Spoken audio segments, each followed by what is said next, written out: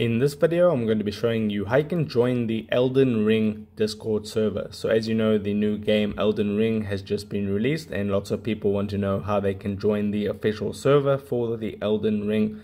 And the process is very straightforward and simple, so let's just get straight into it. So I'm on Discord right now, so to get the actual server, just go out of the Discord app, then open up a web browser. Then you can just type in the search bar, you can type Elden Ring Discord, tap on the search result. When it pops up, then you'll see the first search result says Elden Ring Discord, this one right over here at the top. You just tap on that. It says you've been invited to join Elden Ring. You can see there's almost 100,000 members within this Discord.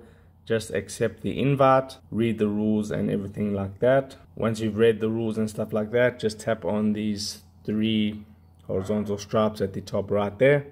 Then you can tap on the server and then you'll see the announcement channel, the game updates, and you can read about it there. If you want to find other servers that are related to Elden Ring, what you can do is you can go back to your web browser and you'll notice if you scroll down, you'll see this option here from Discord service tagged with Elden Ring. You can tap on that option and then that'll show you all these different servers that are related to Elden Ring. You can just tap on join this server to be able to join these servers as well.